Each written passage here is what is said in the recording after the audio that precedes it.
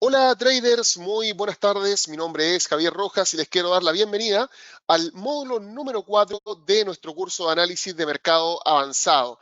Ya hemos visto dos módulos de análisis técnico avanzado, ya hemos visto un módulo de análisis fundamental avanzado. Hoy nos toca la segunda parte de análisis fundamental y para el módulo número 5, discúlpenme, tenemos reservado el tema de estrategias de trading. Así que va a estar muy interesante el tema que vamos a estar viendo el día de hoy. El día de ayer, en el módulo número 3, vimos política monetaria en tono expansivo y restrictivo. El día de hoy nos toca ver un poco más sobre temas que tienen que ver con intervenciones estatales, con política fiscal, cómo se combina con la política monetaria, si es bueno que se combine con la política monetaria. Vamos a ver sus efectos en el mercado y nos vamos a tomar un tiempo también para poder aterrizar al precio de distintos activos financieros todo lo que ha estado pasando con el COVID-19. Así que se nos viene una sesión muy interesante, pero antes de comenzar, como ustedes saben, necesito detenerme por un momento en nuestro aviso de riesgo para que de ese modo sepan cuál es el alcance de la información que voy a entregar a través de este medio. Como siempre, les recomiendo que estén en una modalidad completamente educativa, no se enfoquen mucho en temas que, por ejemplo, tienen que ver con hacer operaciones en tiempo real, con contrastar el mercado con algún gráfico que yo estoy mostrando, ¿ya? Porque todos los ejemplos y todas las cosas que he preparado solo tienen el objetivo de explicar ciertos conceptos, ¿ok? No tienen el objetivo de ser información que ustedes pueden utilizar para poder operar en tiempo real. Ahora, si estiman conveniente hacerlo de todas formas, recuerden siempre aplicar buenas políticas de gestión de riesgo y seguir sus propias estrategias de inversión, aunque no recomiendo hacerlo mientras estamos viendo este seminario. Ahora, recuerden también que todos ustedes son clientes de inversiones y trading. Durante el día nos van a poder hacer llegar preguntas. No quiero que simplemente se queden con el curso, quiero que sigamos interactuando. Van a poder hacerlo enviándome correos electrónicos al correo clientes@inversionesytrading.com, también a través de nuestro WhatsApp corporativo, el más 569 43 81 84 57, y el resto de nuestras redes sociales están a su disposición, sobre todo nuestro canal de YouTube, a través del cual estamos haciendo transmisiones en tiempo real de algunas noticias claves como reuniones de política monetaria, cifras de empleo, los inventarios de petróleo que está siguiendo Gabriel Araya prácticamente todos los miércoles cuando corresponde, porque si hay algún festivo normalmente se corre para el día jueves esa publicación, pero estamos tratando de tener mucha interacción durante el día, así que también los invito a participar si tienen la oportunidad. Ahora, vamos a ver los temas que tenemos preparados para este módulo. Y en el módulo número 4, como les dije, es análisis fundamental, segunda parte, y vamos a hablar acerca de dos cosas sumamente interesantes. Uno está acostumbrado a seguir el ritmo de los bancos centrales. Bien, como vimos en el módulo número 3, el alza en las tasas de interés de política monetaria, la baja en las tasas de interés de política monetaria, las inyecciones de liquidez, los retiros de liquidez, los ciclos económicos de crecimiento, inflación, empleo, donde la inflación tiende a tener un rol protagónico, es a lo que yo creo estamos todos adecuados a seguir. Ya todo el mundo está siguiendo estas noticias. Sin embargo, existen ciertos escenarios donde la intervención estatal se vuelve necesaria, bien, donde existe en algunos momentos en los cuales los gobiernos no dejan las cosas en manos del Banco Central, donde los gobiernos toman una postura un poco más directa con respecto a alguna cosa que esté ocurriendo en el mercado, sobre todo en crisis severas como la pandemia que estamos viviendo actualmente, o en ciclos de recesiones extensas, ciclos de problemas, por ejemplo, de intercambio comercial internacional, ¿ya? Y eso se llama política fiscal. Y el día de hoy no vamos a explicar la teoría completa de política fiscal, vamos a hablar acerca de los efectos que han tenido, yo diría, las últimas dos intervenciones fiscales importantes que se han hecho a nivel global. Y después de eso vamos a dedicarnos un tiempo a hablar acerca de la pandemia. Ya vamos a hablar acerca de la influencia que ha tenido la pandemia en el ciclo económico y cómo ha impactado al Standard Poor's, al US Dollar Index, al euro, la libra, el yen japonés, a materias primas como el oro y el petróleo. Y vamos a intentar tener una visión íntegra acerca de todo lo que ha estado pasando en el mercado a lo largo de los últimos meses. Recuerden que hoy es 1 de octubre del año 2020, así que este es el punto de referencia para mirar hacia atrás. Si van a ver este video, no sé, en noviembre, diciembre, tal vez algo haya cambiado, pero vamos a hablar acerca de la realidad que estamos viviendo hoy por hoy, que la mayoría, por supuesto, ha tenido que vivir en su conjunto, porque estamos todos metidos en esto. Es muy distinto a una crisis económica lo que ha pasado con la pandemia, pero sus efectos y la forma de paliarlos, si ustedes se fijan, se han tratado como si fuese, no sé, la crisis subprime o la crisis de 1929. Así que vamos a estar 100% enfocados en esto para tener una cuota de realidad, no solamente ver temas económicos, sino que ver cosas que nos impactan todos los días. Entonces, vamos a iniciar esto hablando acerca de la definición general de qué es la política fiscal, recapitulando también un poco de lo que vimos el día de ayer, quiero que se acuerden siempre, cuando hablamos de política monetaria, estamos hablando de los bancos centrales, ¿ya? Eso lo tienen que tener muy claro. El Banco Central convencionalmente es independiente del Estado, es muy conveniente que sea independiente del Estado, bien, y el Banco Central casi siempre es el primero en intervenir cuando hay algún desequilibrio económico, aplicando política monetaria expansiva, bien, lo cual implica reducir la tasa de interés de política monetaria e inyectar liquidez al mercado, bien, o política monetaria restrictiva, ya, que implica aumentar las tasas de interés, o sea, desincentivar la deuda, incentivar el ahorro y retirar la inyección de liquidez que pueda tener el mercado en exceso, emitiendo bonos y sacando dinero líquido del mercado. Normalmente la política monetaria restrictiva, ¿qué es lo que hace? Hace que aumente el valor de la divisa de ese país. ¿Por qué? Porque si yo subo las tasas de interés, significa que yo voy a poder ahorrar y recibir buenas tasas de retorno con esa divisa, así que la divisa se aprecia porque es más demandada que antes. Y el mercado accionario puede sufrir alguna contracción de corto plazo porque, claro, le están subiendo los costos de deuda, están desincentivando el consumo e incentivando el ahorro. Entonces, para el mercado accionario es un poco incómodo, pero si no se produce ningún desequilibrio, el mercado accionario debiese seguir progresando y seguir creciendo. Mientras que en un ciclo de política monetaria expansiva, o sea, cuando el mercado está teniendo problemas y se bajan las tasas de interés y llenamos el mercado de liquidez, ¿qué es lo que tiende a pasar? El valor de la divisa de ese país cae. ¿Por qué? Porque hay un stock disponible mayor dando vueltas por el mercado y además de eso, la tasa de interés asociada a ese dinero es muy baja, ¿ya? Porque por algo están bajando las tasas de interés, así que a la gente y a los inversionistas no les interesa tener esa moneda para poder ahorrar, prefieren ir a otra que tenga tasas de interés un poquito más altas.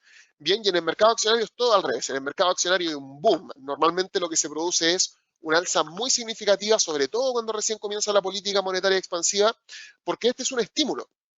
Ya, este es un estímulo. Lo que están haciendo es incentivar a que la gente gaste, incentivar a que la gente tome deuda, incentivar a que la gente no ahorre, sino que ponga el dinero en movimiento, no que lo deje congelado, porque dejarlo congelado no rinde prácticamente nada. ¿Ya? Pero hay ciertas situaciones en las que esto no funciona. Hay ciertas situaciones en las cuales la política monetaria ya está a tope. O sea, el Banco Central ya bajó todo lo que puede bajar la tasa de interés de política monetaria y ya inyectó toda la liquidez que puede.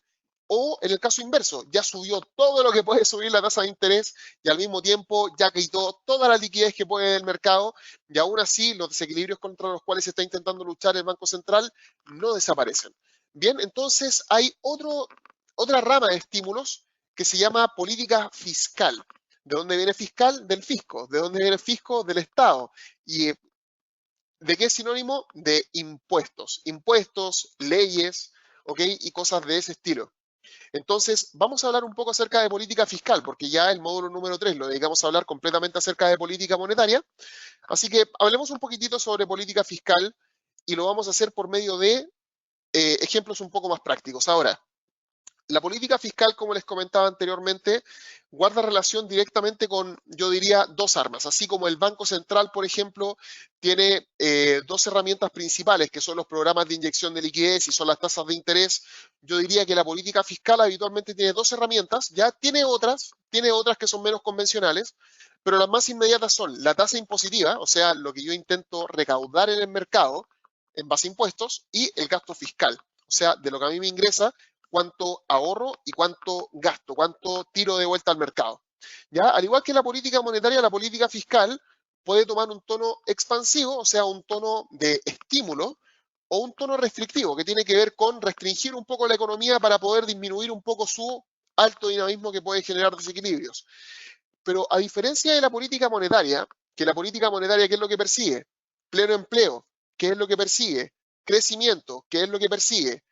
Eh, inflación, ya que esos son los tres objetivos que persigue, habitualmente la política fiscal persigue tres objetivos distintos.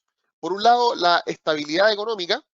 Por otro lado, el desarrollo del país invirtiendo los fondos del Estado de manera estratégica. Ya, por ejemplo, en Chile se invierte mucho en temas que tienen que ver con energía. Somos un país que, por ejemplo, no tiene mucha independencia energética. Últimamente ha estado desarrollando mucho la parte energética para poder tener un poco más de independencia. Se quiere meter de lleno en la industria del litio, así que también está invirtiendo bastante ahí. bien, los países hacen inversiones estratégicas, ¿ya? Y por otro lado, buscan también cumplir con el principio de equidad, ya que es seguramente uno de los temas más controversiales a los cuales nos hemos enfrentado últimamente. Si realmente vale la pena que los estados se metan en la parte de equidad, de hacer que la sociedad sea un poco más igualitaria, conceptualmente se escucha muy bien, pero sabemos que en la práctica es un poquito difícil. Así que es un tema, como les decía, controversial hoy por hoy, pero los estados normalmente persiguen este tipo de objetivos. Entonces recaudan impuestos, bien, al mismo tiempo gastan dinero y recaudan impuestos con el objetivo de mantenerse en una economía estable, con el objetivo de hacer inversiones estratégicas que hagan que el país se desarrolle, que no es lo mismo que crecer, ¿ya? No es lo mismo que crecer. Quiero que tengan esto en cuenta.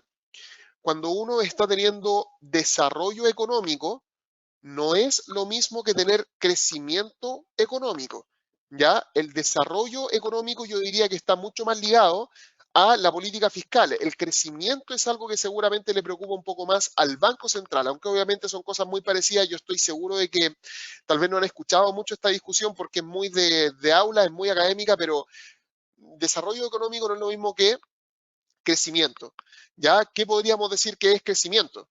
Bien, supongamos que yo, Javier Rojas, ¿ya? Me gano, no sé, $1000 mensuales todos los meses durante el año 2020, ¿ya? O sea, me gano $1000 mensuales en enero, en febrero, todo este año. Y en promedio, durante el año 2021, gano $1100 mensuales. Ahí yo tuve crecimiento económico, ¿ya? Crecimiento económico. Tuve un crecimiento económico del 10%, gano el 10% más en el 2021 de lo que yo ganaba en el 2020, ¿ya? Pero el desarrollo económico es distinto, porque si yo, por ejemplo, ese 10% adicional voy y, por ejemplo, me lo gasto en una tremenda fiesta todos los días viernes después de que me pagan mi sueldo a fin de mes, seguramente no voy a estar teniendo un gran desarrollo económico. Tuve crecimiento, pero no desarrollo. ¿Por qué? Porque lo estoy viviendo mejor realmente. Estoy haciendo un fiestón el primer viernes que me topo después de que me pagan mi sueldo y listo. Pero distinto sería si yo, por ejemplo, ese excedente, ese 10% adicional, lo gastara en educación. ¿Ya? Si yo, por ejemplo, digo, ¿sabes qué? Estos $100 adicionales que estoy recibiendo los voy a invertir en cursos de Office. En enero, febrero y marzo voy a aprender Excel. En abril, mayo y junio voy a aprender Access. En agosto, septiembre y octubre voy a aprender Word. Y en octubre, noviembre y diciembre voy a aprender algún lenguaje de programación. Voy a aprender a programar en, no sé, algún software estadístico para poder hacer las cosas mejor en el día a día. Eso sería crecimiento económico que va de la mano con desarrollo económico. Y eso es lo que le preocupa al gobierno, que le preocupa la parte del desarrollo, en teoría, ¿ya? Que también podemos debatir un poco acerca de eso. Bien, entonces esto es lo que trata de hacer la política fiscal. Trata de apoyar a la economía, pero también puede restringirla en algunos escenarios. Entonces, vamos a hablar acerca de qué es el ciclo expansivo, ¿ya? De qué es política fiscal expansiva. En situaciones de crecimiento económico y de altas tasas eh, disculpen, en situaciones de decrecimiento económico y de altas tasas de desempleo, el gobierno puede salir al rescate del sector privado y de los ciudadanos por medio de un aumento del gasto público y una reducción de impuestos. ¿Ya? Yo creo que prácticamente en todos los países de Latinoamérica hemos visto esto en el último tiempo. Ahora estamos en un ciclo de política fiscal expansiva en el mercado. Porque ¿qué es lo que se está haciendo con mucha frecuencia? Lo que se está haciendo con mucha frecuencia hoy por hoy es ir y, por ejemplo, darle un bono a las personas que han perdido sus ingresos durante el último tiempo o aumentar las personas que trabajan para el Estado o aumentar los subsidios, aumentar la protección social. Por ejemplo, cuando alguien se queda desempleado y tiene un seguro de desempleo, bueno, el Estado va a potenciar ese seguro para que sea un poco más grande. Bien, esto tiende a beneficiar sobre todo al mercado accionario. Bien, ¿por qué? Porque ustedes tienen que tomar en consideración que cuando yo aplico políticas monetarias expansivas, no solamente estoy entregándole estímulos a las personas, sino que a las empresas también comienzo a hacer ¿qué cosa? A bajarle los impuestos, comienzo a bajar las barreras de entrada para poder hacer nuevos negocios, comienzo a, por ejemplo, disminuir,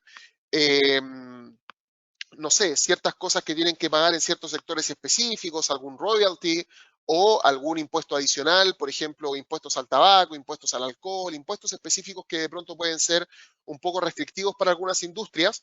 Como lo que yo quiero es que vuelva el dinamismo al mercado, lo que yo voy a hacer es comenzar a inyectar capital para poder ayudar a las personas, pero también voy a comenzar a hacer cambios legales para que las empresas puedan tener un mayor dinamismo. ¿Qué es lo que tiende a hacer esto? Las empresas crecen con más facilidad, destinan más parte de su caja a sus propias operaciones, que al pago de impuestos, comienzan a contratar personas de nuevo. Las personas, además, como tienen apoyo social, tienden a tener la facultad de seguir consumiendo, aunque a lo mejor no tengan empleo, por ejemplo. Entonces, la maquinaria económica comienza a ponerse en marcha una vez más. Ahora, ¿esto se puede mantener por mucho tiempo? No, no se puede mantener por mucho tiempo por razones obvias, porque yo estoy disminuyendo los impuestos para poder apoyar al sector privado y al mismo tiempo estoy aumentando el gasto.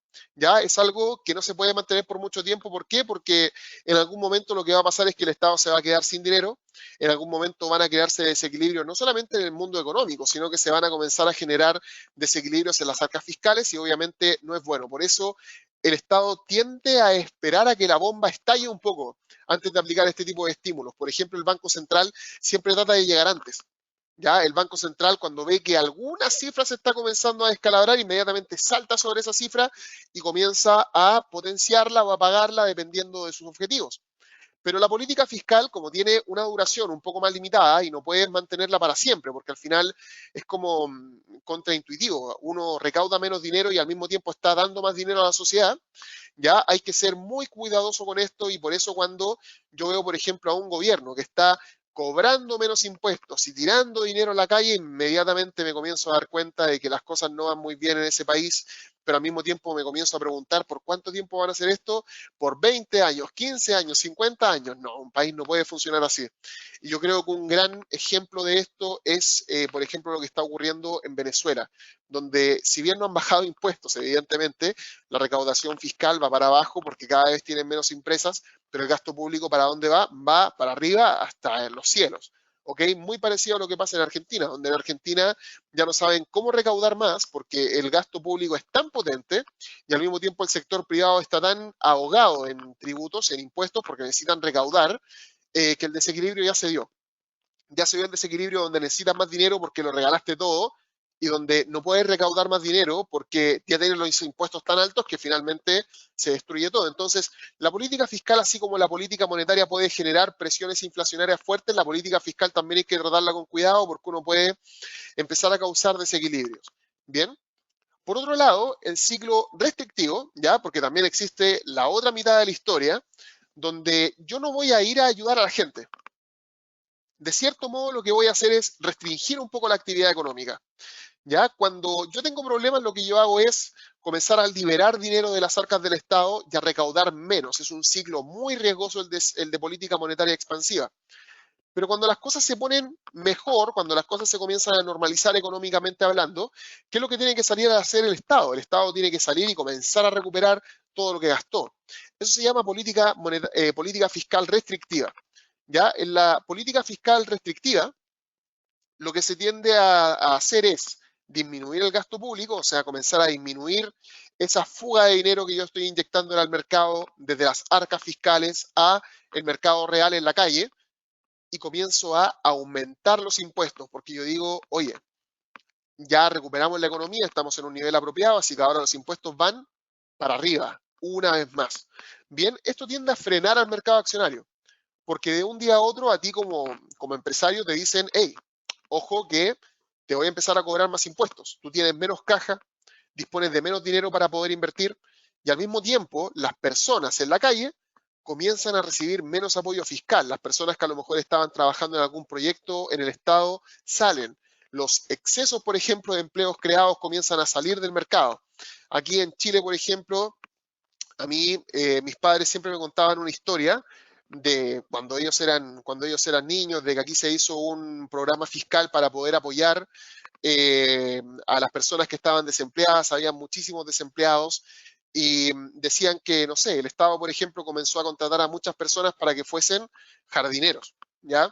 Y ellos decían, mi padre siempre me decía, tú ibas a la esquina de la casa y había un parque que era de 10 metros por 10 metros y habían 5 jardineros. 5 jardineros para un parque que era de 10 metros por 10 metros. Y él decía, ¿qué sentido tiene esto? ¿Por qué tienen a tantas personas trabajando en 100 metros cuadrados de tierra, donde lo único que hay es pasto y 3, 4, 5 árboles y un pasillo de tierra, donde los tipos finalmente recogían 5 o 6 papeles para poder hacer su trabajo y cortar el césped para que quedara bien, y después de eso se quedaban ahí todo el día conversando, después en la tarde regaban un poco y después se iban para su casa y todos recibían un sueldo? Y claro, con el tiempo comenzamos a entender el objetivo que tenía el gobierno en su momento, y es que si no hacían eso, esa gente se moría de hambre, o sea, se iba a volver más pobre. Entonces, hay un objetivo detrás, pero cuando esto se normaliza, el Estado necesita comenzar a recuperar sus arcas fiscales. ¿Y cómo lo hace? Comenzando a subir impuestos y comenzando a disminuir el gasto fiscal. O sea, esos 4 o 5 jardineros que habían en ese jardín de 10 metros por 10 metros, viene el Estado y le dice, señor jardinero número 1, usted está contratado, usted lo hizo muy bien, señor jardinero número 2, número 3, número 4, número 5, lo siento, pero vamos a dejar solamente al jardinero número 1 haciendo el jardín y al resto de los jardineros se tienen que ir. Entonces, este es un freno para el mercado, pero es un freno razonable porque no puede aplicarse política fiscal para siempre, sino el Estado se drena y no le queda absolutamente nada, ¿ya? Entonces, en este caso, lo que tiende a ocurrir es que el mercado accionario se frena un poco, ¿ya? Recuerden que esto no es política monetaria, así que esto no afecta la cantidad de dinero que hay dando vueltas en el mercado, ¿ya? No es que se esté imprimiendo dinero nuevo. Lo que se está haciendo básicamente es poner en circulación el dinero que el Estado tenía en sus arcas. Aquí no se está imprimiendo. No es como cuando el Banco Central sale a hacer un programa de compra de activos financieros, ¿ya? Porque esos activos muchas veces los compra con una emisión monetaria. Bien, aquí no se hace eso, lo ideal es que no se haga eso, porque sabemos también que hay algunos bancos centrales que tienen contactos con el gobierno, pero así es como funciona. Bien, y para entender esto mejor, para entender esto en la práctica, quiero hablar acerca de 2 cosas que han pasado desde el punto de vista fiscal a lo largo de la última década y que son sumamente importantes, ¿ya? De hecho, esto a mí me marcó muchísimo. Yo comencé a trabajar en el año 2012 en los mercados financieros, bien, y a fines de ese año, bien, a fines del año 2012, comenzó un programa de estímulos fiscales llamado el Abenomics, ¿ya? ¿Quién es el Abenomics? No es nadie, bien, es un nombre que se puso en honor a Shinzo Abe. Shinzo Abe es el primer ministro de Japón, ya es el primer ministro de Japón, ya retirado, recientemente retirado del gobierno japonés. Él renunció por temas de salud a ser primer ministro de Japón. La verdad, ha tenido una gestión ejemplar a lo largo de los últimos años. Y Shinzo Abe venía a hacerse cargo de Japón y Japón venía estancado por 2 décadas. Ya, aunque ustedes no lo crean, Japón siendo una de las economías más desarrolladas de la Tierra, sin ninguna duda, alcanzó, desde mi punto de vista, un nivel de eficiencia tan alto que en algún punto ya no pudo seguir. En algún punto Japón básicamente lo que hizo fue estancarse y el problema que tuvo es que no pudo salir de ese estancamiento. Si yo, por ejemplo, me voy a Trading Economics, que ustedes saben, en la página web que me gusta para poder ver información, y me voy a GDP Annual Growth Rate, o sea, el crecimiento del Gross Domestic Product, del Producto Interno Bruto, ¿ya? Si ustedes se fijan durante los últimos años, vean antes del 2012. ¿Ya? Fíjense en lo que ocurría antes del 2012. Supongamos que el 2012 está, no sé, más o menos por acá, digámoslo. Fíjense cómo venía antes del 2012. En el 88 creció a un ritmo gigantesco. Después de eso comenzó a crecer menos, menos, menos, menos, menos, menos. De hecho, estuvo por debajo de 0% en varias ocasiones durante las últimas 2 décadas. Y era un problema enorme. ¿Ya? De hecho, si nos vamos, por ejemplo, a la inflación, bien, a la inflación y nos vamos a inflation rate, ustedes se van a dar cuenta de que en los últimos años, ¿cómo venía la inflación en Japón? Fíjense, se venía desinflando la inflación. La actividad económica era tan baja, me refiero a la demanda agregada estaba creciendo a un ritmo tan bajo, que finalmente no había inflación. Fíjense, en los 90 negativo, incluso cero. Cero negativo, cero o negativo, ¿ya? Y había muchos problemas en Japón con esto. Había un estancamiento total. Cada vez el país crecía menos, cada vez había menos demanda agregada y la verdad el país no sabía cómo darle la vuelta a esto. Y Shinzo Abe lo que dijo fue, ok, vamos a impulsar una reforma estatal y lo que vamos a hacer es enfocarnos en 3 pilares fundamentales. Punto 1, vamos a hacer un masivo estímulo fiscal. Vamos a tirar la casa por la ventana, porque la casa es bien grande. Afortunadamente, los fondos de Japón en ese momento, si bien tenían una enorme deuda, aún había mucha confianza a nivel internacional de que Japón podía pagar su deuda externa. Por otro lado, aplicaron masivos estímulos monetarios, y esto es algo súper interesante, porque ¿de qué hablamos recientemente? Hablamos recientemente de los riesgos que tiene el tener la política monetaria y la política fiscal alineadas. Lo ideal es que el Banco Central corra por su propio camino y que la política monetaria corra por su propio camino, que el Banco Central haga las cosas de forma independiente. Pero Shinzo Abe se puso de acuerdo con Kuroda, que era el presidente del Banco Central de Japón en su momento, y le dijo, esto lo tenemos que hacer juntos o no va a funcionar. El país viene decreciendo de una manera muy intensa, la inflación está en terreno negativo e incluso en cero, tenemos una población cada vez más vieja, que hay una estadística que les voy a entregar un poco más adelante que es brutal sobre por qué estaba pasando esto en Japón, y vamos a aplicar reformas estructurales para poder hacer que la economía comience a moverse de nuevo. Y esto se bautizó como Abenomics en honor al primer ministro Shinzo Abe. Bien, pero esto fue muy, no sé si criticado, pero al menos cuestionado, porque estaban saliéndose un poco de lo que decía el libro. El libro dice, amigo, usted no mezcle el gobierno con el Banco Central, porque las probabilidades de que aquí haya un desequilibrio, las probabilidades de que el Estado abuse del Banco Central son muy altas. Entonces, cuidado. Y de hecho, yo creo que este plan de política fiscal funcionó precisamente porque la corrupción y la responsabilidad en Japón, ustedes saben, por un tema cultural, la corrupción es muy baja. Ya creo que el gobierno tuvo un comportamiento ejemplar y yo creo que lo que se hizo allá es poco aplicable, por ejemplo, en otros gobiernos del mundo. O sea, imagínense a Donald Trump con un poder total sobre la política monetaria, sobre la política fiscal y sobre las reformas estructurales del país. Imagínense a Donald Trump haciendo todo esto. ¿Ya? De hecho, a esto se le llamó experimento, se le dijo que era un experimento que veremos cómo sale, puede salir bien o mal, porque fue muy cuestionado en su momento, ¿ya? Pero la verdad era prácticamente la única forma de darle la vuelta. Japón venía de 20 años de estancamiento, un déficit fiscal del 240% del Producto Interno Bruto, vivía escenarios deflacionarios de ingresos y los ingresos de las personas disminuían consistentemente, la población era vieja. Imagínense, en el año 2000, cerca de un 20% de la población tenía más de 65 años. Una de cada 5 personas en el año 2000 tenía más de 65 años. Y Japón es uno de los países que tiene las mayores expectativas de vida de la Tierra. O sea, que estas personas que tenían más de 65 años vivieran, no sé, 20 o 30 años más después de que pasaban esta línea, era muy probable. Entonces, imagínense este tremendo problema, donde uno no sabía cómo salir de esto. Entonces, el programa de Shinzo Abe se comienza a aplicar. ¿Y cuándo comenzó a aplicarse? En el año 2012. Entonces, en teoría, ¿qué es lo que debiese pasar? Ya piénsenlo, ¿qué es lo que debiese pasar con el mercado accionario? Si a mí me van a poner estímulos para que yo consuma, estímulos para que yo no ahorre, estímulos para que la economía tenga un dinamismo mayor, ¿qué es lo que va a pasar con el mercado accionario? Bueno, vamos a ver. Vamos a darle una vuelta a ver qué fue lo que pasó con el Nikkei, que es el índice accionario de Japón. Y de hecho, antes de ir a ver cómo había rendido el índice accionario japonés, quiero que vean cómo venía rindiendo a lo largo de las últimas 2 décadas. Fíjense cómo venía rindiendo antes del 2012. En el año 1997 valía 22.000. ¿Cuánto valía el 2012? 8.500. ¿Ya? Si yo sigo retrocediendo, fíjense cuánto valía el índice accionario japonés, el Nikkei, en el año 1989, que fue el año en el que yo nací. Valía 38.000 aproximadamente. Imagínense, 38.000. ¿Y cuánto valía después en el año 2012? 8.500. O sea, había caído a menos de una cuarta parte. Menos de una cuarta parte. Imagínense la caída que tuvo el mercado accionario japonés durante las últimas 2 décadas, porque no había ninguna forma de crecer. No había demanda, no había actividad económica, no había nada.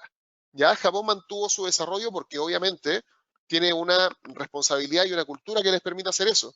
Pero si esto hubiese pasado en cualquier otro país, estarían matando, porque de verdad esto fue terrible. Ya fue terrible lo que pasó en Japón durante 2 décadas consecutivas. Japón se aferró ahí con las manos y las uñas a su liderazgo en el plano internacional gracias a su manufactura, pero internamente se iba desangrando lentamente a lo largo de los años y finalmente Kuroda y Shinzo Abe en el 2012 se pusieron de acuerdo, política monetaria y fiscal alineada, boom, a poner las cosas sobre la mesa y fíjense qué fue lo que comenzó a pasar desde el año 2012. Bien, aquí estamos parados a fines del año 2012. Fíjense cómo comenzó a rentar la bolsa a partir del año 2012. Obviamente no quedó exenta de lo que pasó con el COVID-19 a principios del año 2020, pero fíjense cómo cambia la pendiente desde fines del año 2012. O sea, en diciembre del año 2012, esto valía, redondeándolo, 9.000, ¿ya? 9.000 es lo que valía esto si lo redondeamos. A fines del año 2013, ya, imagínense, a fines del año 2013, ya valía 16.000, o sea, hizo casi un 2 por, ¿ya? Después de eso, a fines del año 2015, si bien no tuvo un frenesí tan fuerte como en el primer año del Abenomics, igual llegó a valer cerca de 18.000, o sea, a fines del 2015, en 2 años ya había hecho un 2 por. Bien, en el año 2016 tuvimos aquí una pequeña corrección, ya, pero nada grave, de ninguna manera cambió el sesgo general del mercado.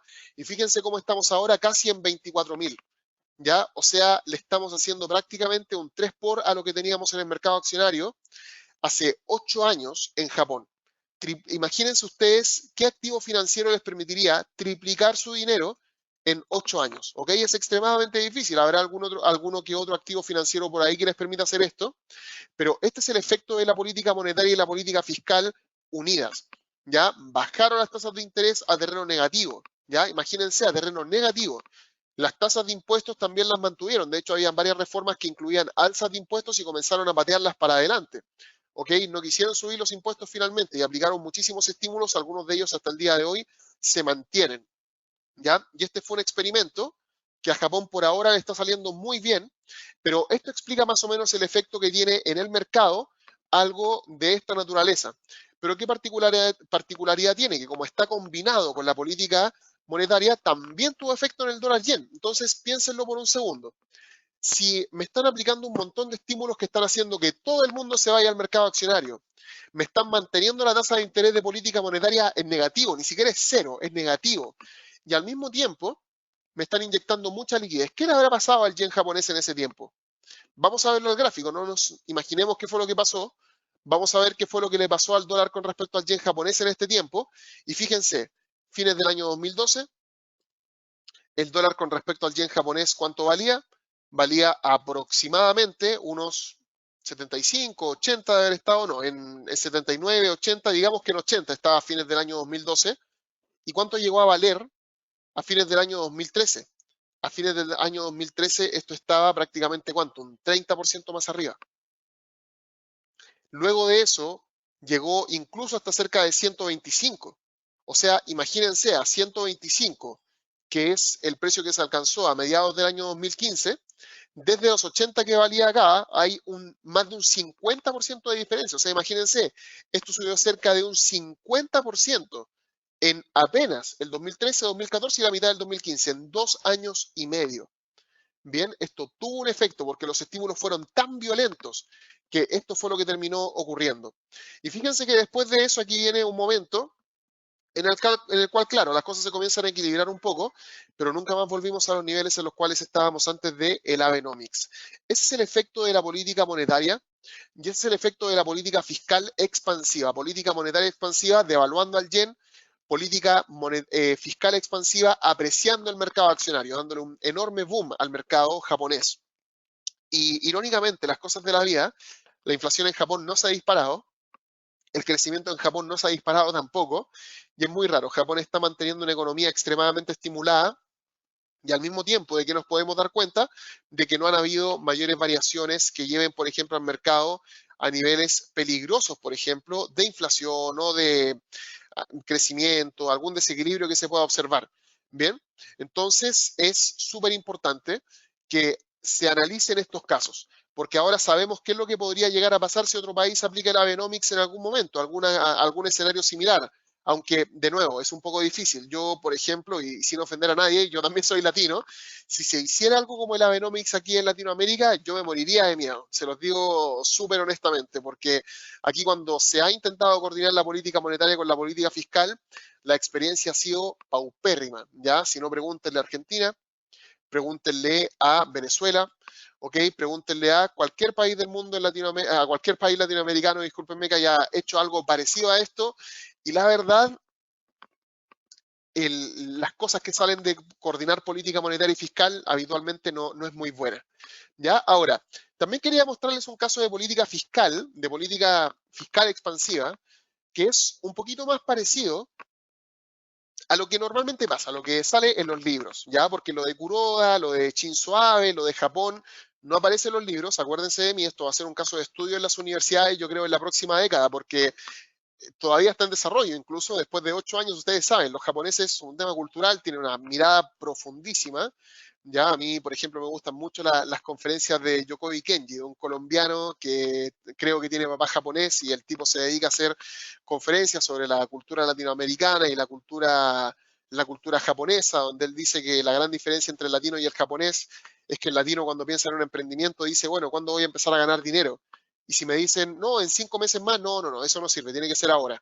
En cambio, el japonés le dicen, ¿cuándo esto va a comenzar a ganar dinero? No sé, en 30, 40 años a lo mejor. Entonces, la mirada de ellos es tan profunda que esto todavía está en desarrollo. Imagínense, 8 años después todavía está ahí el Abenomics teniendo influencia sobre el mercado. Ahora, algo un poquito más ortodoxo fue lo que pasó en Estados Unidos cuando eligieron a Donald Trump. Donald Trump, que tiene este discurso súper incendiario, por decirlo de alguna forma, que genera mucha polémica.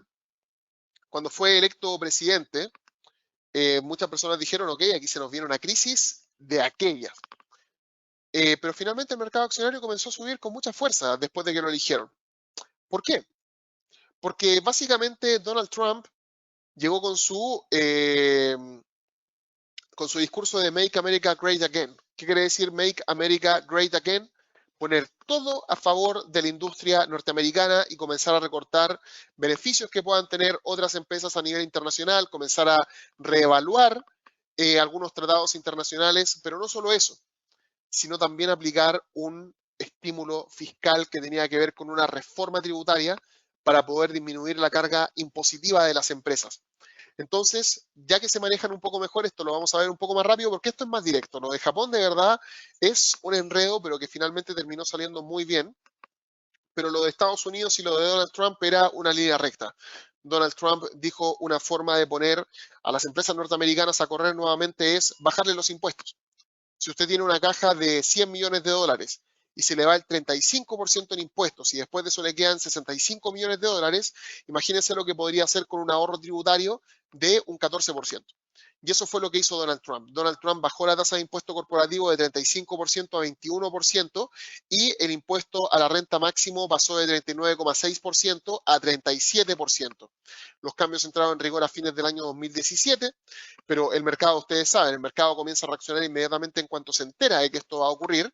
¿Y esto finalmente en qué se tradujo? En mayores flujos de caja, ¿ya? En una mayor expectativa de que el mercado bursátil tuviese un mejor rendimiento.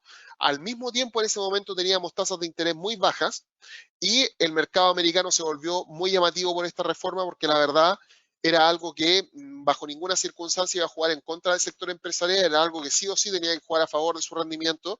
Y fíjense en lo que pasó con esto. Esto se comenzó a aplicar ¿en qué momento? Esto se comenzó a aplicar a partir del 22 de diciembre del año 2017. ¿Ya? O sea, imagínense, prácticamente 1 de enero del 2018, digamos que ahí comenzó a contar. ¿Y qué fue lo que le pasó al mercado americano después de esto? Vamos a ver el mercado accionario americano. Ustedes me van a preguntar ahora, pero ¿por qué no vamos a ver, por ejemplo, el dólar? Porque esto es política fiscal solamente. Recuerden que lo de Shinzo Abe lo fuimos a ver porque había política monetaria de por medio también. Por eso fuimos a ver el dólar yen ahí. Pero en el caso de Estados Unidos no había alguna actividad con respecto a política monetaria, era solamente fiscal. Entonces en el dólar, la verdad, prácticamente esto ni siquiera se notó. Y fíjense, enero del 2017, ¿a cuánto estaba el Standard & Poor's, que es el índice líder a nivel de mercado? 2.274. A fines del 2017, o sea, cuando ya habíamos pasado un año de la reforma, 2.880. Imagínense el crecimiento que tuvo el Standard & Poor's en solamente un año después de la reforma tributaria. Ya tuvo un retorno que iba desde prácticamente los 2.250 hasta niveles que se alcanzaron a fines del año 2017. ¿Qué niveles se estaban alcanzando ahí? Muy cerca del 2.721, un 20%. Eso fue lo que subió el mercado en ese año, un 20%, gracias a la política fiscal, ya que la política monetaria se mantuvo estable. Después de eso, en el 2018, Donald Trump hizo todo lo contrario, comenzó a poner un poco de política fiscal restrictiva, restringiendo un poco el intercambio internacional, pero ese fue el efecto de una reforma tributaria, para que ustedes comiencen a poner esto en su ADN. Si en algún momento ustedes ven en su país, por ejemplo, o en Estados Unidos, en el mismo Estados Unidos, que viene un candidato presidencial y dice, yo voy a bajar impuestos. ¿Qué es lo que uno puede presumir? Que el mercado de índices accionarios de ese país seguramente va a tener un mejor rendimiento solo por el hecho de bajarle los impuestos. Y en el caso contrario, ¿qué pasa si me vienen a subir los impuestos? Yo me voy a dar cuenta de que seguramente el mercado accionario se va a resentir. Y de hecho, fíjense en lo siguiente. Donald Trump, en su periodo presidencial, en su primer periodo presidencial, ha aplicado política fiscal expansiva, bajando los impuestos, y después de eso política fiscal restrictiva, subiendo las barreras para el intercambio comercial, porque comenzó esta guerra comercial con distintos países, donde algunos le devolvieron los aranceles de vuelta, y fíjense aquí lo que terminó pasando, frente a política fiscal restrictiva, que fue lo que pasó, el mercado accionario comenzó a caer. Ya, por ejemplo, esta caída del último trimestre del año 2018 tiene exclusiva relación con la guerra comercial que estaba llevando a cabo Estados Unidos con China, como para que vean el impacto que tiene la política fiscal. Bien, entonces así es como funciona la política de estímulos y restricciones de parte del gobierno, no solo de parte del Banco Central. Bien, así que es sumamente interesante que conozcan esto, que se vayan metiendo un poco en esto. ¿Por qué? Porque si bien la política fiscal se mueve un poco menos, la política fiscal es mucho más anunciada que la política monetaria.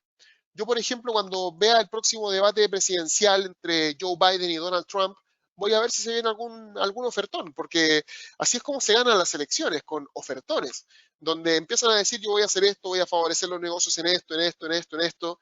Ya Donald Trump, por ejemplo, prometió siempre prometió que iba a bajar los impuestos, lo hizo y así es como reaccionó el mercado accionario. Entonces, así es como funciona la política fiscal. Tenemos un ejemplo poco ortodoxo, como en el caso del Abenomics, tenemos un proyecto de política fiscal un poquito más ortodoxo, como la reducción de impuestos bien directa que hizo Donald Trump. Entonces, fíjense en lo que manejan ahora. Ya manejan por qué un ciclo de crecimiento en la economía no necesariamente es bueno que se mantenga por mucho tiempo. Y ya saben cómo reacciona el Banco Central con la inyección de liquidez y con las tasas de interés, y ya saben cómo reacciona el gobierno frente a las crisis económicas y frente a los periodos de apogeo económico, subiendo, bajando impuestos, aumentando beneficios sociales, quitando beneficios sociales. Bien, aumentando las restricciones para el intercambio internacional, disminuyéndolas. Hay muchas fórmulas, pero ustedes ya más o menos las manejan. Entonces, la forma de poner esto en práctica, ya había una situación de estrés que era perfecta, era ver qué es lo que pasaba con la pandemia. Ahora que ustedes saben cómo funcionan los ciclos económicos, saben cómo funciona la política monetaria expansiva, saben cómo funciona la política monetaria restrictiva, saben cómo funciona la política fiscal, saben cómo funcionan las tasas de impuestos, cómo funcionan los niveles de gasto fiscal, por qué no se puede hacer hasta siempre. ¿Ya? ¿Qué es lo que habrá pasado con la pandemia? Porque la pandemia ha tenido un impacto global. ¿Ya? Ha tenido un impacto en el empleo, ¿ok? Muchas personas quedaron desempleadas con la pandemia. Ya el crecimiento se vio apabullado, o sea, yo llevo encerrado en mi casa, este muro que ustedes ven de fondo, no es la oficina de inversiones y trading que nosotros tenemos en Santiago de Chile. Esta es mi casa, ¿ok? Yo estoy trabajando desde casa desde marzo de este año. Inversiones y Trading se fundó en el año 2020, en marzo del año 2020, y adivinen qué, desde que fundamos la empresa, yo me fui a Lima, volví de Lima, y cuando volví estaba aquí encerrado en mi casa y no podía volver a salir. Bien, entonces, ¿cómo habrá afectado esto al crecimiento? Mi negocio es online, por ende puede seguir funcionando, pero ¿cómo habrá afectado esto a una empresa constructora? ¿Cómo habrá afectado esto a la señora que, por ejemplo, tiene su negocio de abarrotes en el barrio? Que yo creo que todos tenemos a alguien así que nos provee para no tener que ir al supermercado. ¿Cómo habrá quedado esa persona que no tiene una página web, que no tiene un medio online para poder vender sus productos, que seguramente ha tenido que evolucionar a lo largo del tiempo? ¿Qué es lo que habrá pasado con la inflación?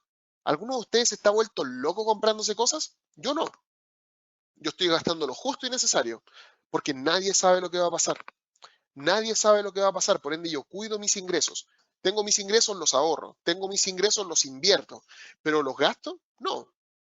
Tengo algunas camisas que utilizo para poder trabajar, tengo mis jeans, tengo mis zapatillas, tengo todo lo que necesito para poder vivir dentro de la casa, pero si alguien me dice, oye, ¿te compraste el nuevo celular? Para nada, yo tengo mi celular Samsung, el mismo que tengo hace 2 años y listo. Oye, ¿y te compraste ropa nueva? No. Oye, hagamos, no sé, una parrillada, vamos a hacer un asado. No, no, no se puede, estamos en pandemia, no se puede salir, estamos enclaustrados, no hay mucho que hacer. Así que la inflación también se va abajo. ¿Y cómo se ve este mix? ¿Cómo se ve este mix de bajo crecimiento, aumenta el desempleo, baja la inflación porque no hay demanda, ¿ya? ¿Y cómo esto habrá impactado a la política monetaria y a la política fiscal? ¿Qué es lo que habrá hecho el fisco? No en Chile, en el mundo, en Colombia, en Ecuador, en México, en Argentina, en Uruguay, en Alemania, en España, en Estados Unidos. ¿Qué es lo que habrá hecho el fisco? Por otro lado, ¿qué es lo que habrá hecho los bancos centrales? ¿Habrán bajado las tasas? ¿Habrán subido las tasas? Yo me la quiero jugar porque han tenido que bajar las tasas de interés. Yo me la quiero jugar porque en temas fiscales el gasto público ha tenido que aumentar. Yo me la quiero jugar porque si algún país quería subir los impuestos seguramente no pudo hacerlo. Y vamos a darnos cuenta de que eso fue precisamente lo que ocurrió. Eso fue lo que inició con esto. El ciclo económico cambió pero radicalmente porque veníamos muy bien, el mercado se venía recuperando, en Estados Unidos y China se estaba negociando para poder terminar con la guerra comercial, se estaba en todos estos procesos donde el mercado se venía recuperando y de repente nos dieron un garrotazo en la cabeza llamado COVID-19. Bien, pero lo bueno es que un trader de inversiones y trading, ahora ya tiene herramientas en sus manos para poder decir, hey, yo creo que lo que tenemos que hacer ahora es ver si esto inicia un ciclo de expansión monetaria y un ciclo de expansión fiscal. Y quiero que vayamos a verlo y ustedes se van a dar cuenta de que así ha sido. Fíjense en lo siguiente. ¿Qué es lo que pasa cuando entra el coronavirus? Fíjense en lo que pasó a principios del año 2020, sobre todo cuando comenzaron los enclaustramientos en Europa. Ya fíjense, en febrero, marzo, fue extremadamente destructivo lo que pasó, por ejemplo, en el Standard & Poor's, que es el gran representante del mercado accionario. ¿Ya? Pero ¿qué fue lo que hizo Estados Unidos? ¿Qué es lo que creen ustedes que habrá hecho Estados Unidos, por ejemplo, con la tasa de interés de política monetaria, cuando vio que el mercado venía cayendo a este ritmo? Fíjense lo siguiente, a mí me gusta mucho seguir el FOMC Calendar. Bien, el FOMC Calendar es el calendario de reuniones de política monetaria de la Reserva Federal. Y fíjense qué fue lo que hizo en marzo, March. ¿Ya? Reunión el 3 de marzo, no agendada, on scheduled. El 15 de marzo, otra reunión on scheduled, ¿ya? Sin agendar. La reunión oficial, que era el 17 y el 18, se canceló porque ya habían hecho 2 reuniones de política monetaria anticipada. Bien, después tuvimos Notation Vote, el 19, el 23 y el 31 con comunicados de prensa, con statements, con todo. Ya la Reserva Federal habitualmente se reúne 8 veces en el año, ya en ciertos meses del año se reúne, no en todos, y en marzo tuvimos 2 reuniones extraordinarias. ¿Qué creen ustedes que hicieron en esta reunión extraordinaria? ¿Habrán subido la tasa de interés? Dijeron el mercado no necesita nuestra ayuda, hay que restringirlo. No, todo al revés. Lo que hicieron fue bajar las tasas de interés de política monetaria prácticamente a cero, pero no lentamente, de una sola vez. De una sola vez. Fíjense, si yo por ejemplo pongo esto en un horizonte de un año, fíjense lo que se hizo en marzo. Se bajó la tasa de interés de política monetaria a prácticamente cero, de una sola vez. No ir bajando de a poco, no, a cero, de una. ¿Esto qué es lo que implica? ¿Hay incentivos al ahorro? No. ¿Hay incentivos al consumo? Sí. ¿Hay incentivos a invertir en renta variable? Sí, porque la renta fija no renta nada. ¿Y qué fue lo que pasó en el mercado accionario después de esta hecatombe, después de esta caída fuerte y después de que se aplicaran los estímulos de política monetaria? Fíjense que el mercado comenzó a subir y de hecho incluso llegó a romper niveles máximos históricos. El efecto de la pandemia inicialmente, ¿con qué nos pilla? Sin ningún estímulo. Y además la pandemia es tan poco frecuente que el Banco Central no alcanza a ajustar las cosas. El tema explota y de explota en la cara. Entonces el Banco Central no pudo hacer más que simplemente tirar toda la carne al asador. Fue lo único que pudo hacer. Fue tomar todas las armas que tiene y aplicar todos los estímulos que pueda aplicar de una sola vez. Comenzó a inyectar liquidez, comenzó a disminuir las tasas de interés de política monetaria, ¿ya? Y tiró todo lo que podía tirar arriba de la mesa. Bien, y por otro lado, fíjense en qué fue lo que ocurrió, por ejemplo, con el gasto fiscal. ¿Qué creen ustedes que pasó con el gasto fiscal? ¿El gasto fiscal habrá aumentado, habrá disminuido, se habrá mantenido estable? El gasto fiscal, el US Government Spending, comenzó a subir. O sea, hubo un mayor gasto fiscal. ¿En qué sentido? Hay que darle mayores beneficios a la gente que está quedando desempleada. Hay que tratar de acotar un poco las cosas contratando personas para el Estado. Hay que intentar entregar apoyo a la sociedad. Bien, reforma tributaria ya hicimos, así que los impuestos ya están bajos. Bien, y eso fue lo que comenzó a ocurrir. ¿Y qué fue lo que le pasó al Standard & Poor's? Arriba. ¿Qué fue lo que le pasó al dólar? Porque uno dice, bueno, si están inyectando tanta liquidez, las tasas de interés están bajas, ¿qué fue lo que le pasó al dólar americano después de marzo? ¿Le habrá pasado algo? Claro que sí. Fíjense que cuando recién comenzó la crisis el dólar se apreció muchísimo porque es un activo de refugio. Pero después de eso, cuando comenzaron todas estas políticas monetarias, el dólar americano comenzó a caer con mucha fuerza. ¿Ok? Comenzó a caer con mucha fuerza. Y esto no solo le pasó al dólar americano, ¿ya? El dólar americano fue el que más cayó porque era el que estaba aplicando políticas monetarias expansivas más agresivas, pero este mismo ritmo lo siguió la libra, lo siguió el euro, lo siguió el yen japonés. Estas monedas se apreciaron en contra del dólar en este tiempo. ¿Pero por qué se apreciaron en contra del dólar en este tiempo? Porque Estados Unidos aplicó políticas expansivas más fuertes que ellos. Esa es la única razón. Esta era como la guerra de quién es más débil. El dólar se volvió el más débil porque fue el que más aplicó política monetaria expansiva en relación al resto de los países. Pero ninguna moneda en este momento está en su mejor momento de fortaleza porque tiene tasas de interés muy bajas, la liquidez está pero a full por todos lados y en estos años va a haber que estar atento a ver qué es lo que pasa con la parte inflacionaria porque va a ser muy compleja. Ahora piensen en lo siguiente. Piensen en lo siguiente. ¿Qué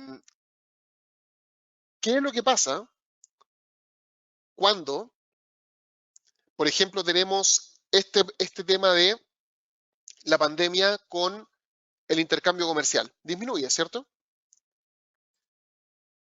¿Qué es lo que pasó con los vuelos internacionales? ¿Qué fue lo que pasó con los embarques internacionales? Bien. ¿Qué fue lo que pasó con prácticamente todo lo que estaba ocurriendo con el intercambio a nivel global? Cayó. ¿Qué creen ustedes que pasó con las materias primas? ¿Qué creen ustedes que pasó con el petróleo? El petróleo que es el que mueve el mundo. Y el mundo se para. ¿Qué es lo que debe haber pasado con el petróleo? Vamos a ver el petróleo, vamos a ver el US Oil. Fíjense lo que ocurrió con el petróleo desde el inicio de la pandemia hasta que en algún punto tuvieron que empezar a cortar las llaves con las cuales se produce petróleo. Porque eso fue literalmente lo que pasó en algún punto. En algún punto dejaron de producir para poder levantar un poco el precio. Pero el petróleo llegó a cotizarse en terreno negativo en abril. ¿Por qué? Porque nadie quería petróleo. ¿Por qué? Porque estaba todo el mundo paralizado.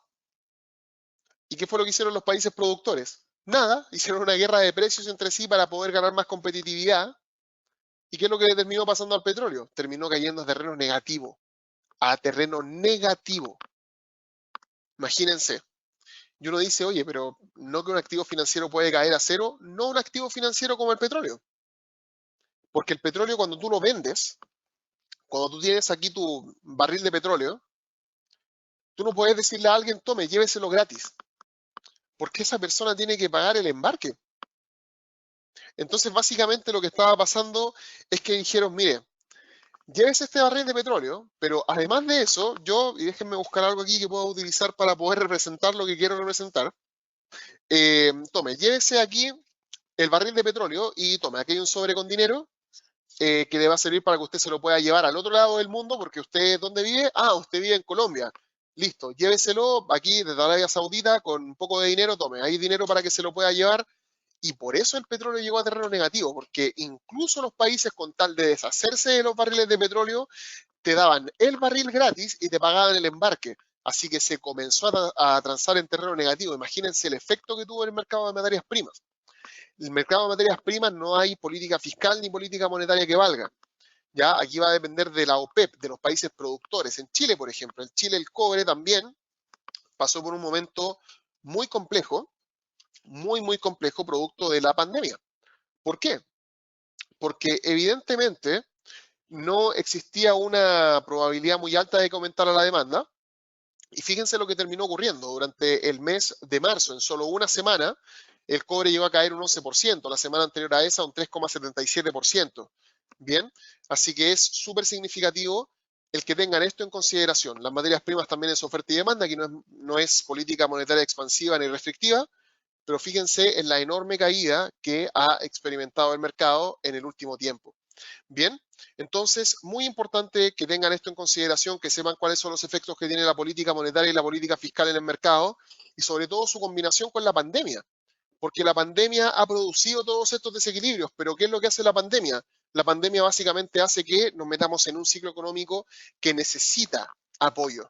¿Y el apoyo en qué consiste? En llenar de liquidez el mercado y en bajar las tasas de interés. Por eso las divisas son débiles. ¿Ya? Ahora, ¿por qué algunas suben?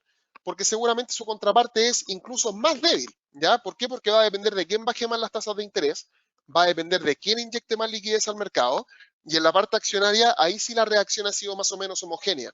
¿Por qué? Porque frente al aumento de los estímulos, el mercado accionario comienza a subir. Y el lugar en el cual se han aplicado más estímulos desde el punto de vista monetario es en Estados Unidos. Ya venía con política fiscal expansiva desde antes, así que por eso ha subido tanto el Standard & Poor's en este último tiempo.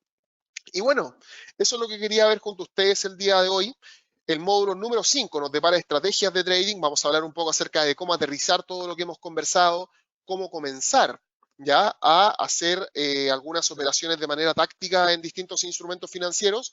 Así que en el módulo número 5, ¿qué es lo que nos espera? Estrategias para operar noticias de alto impacto, estrategias para operar decisiones de política monetaria y vamos a desde luego seguir enfocados en esto. Espero que tengan una gran jornada. Muchas gracias por haberme acompañado en el módulo número 4. Espero que tengan una muy buena sesión y nos estamos encontrando en el módulo número 5 para poder hacer el cierre del curso. Hasta luego, que tengan una gran tarde y muchas gracias.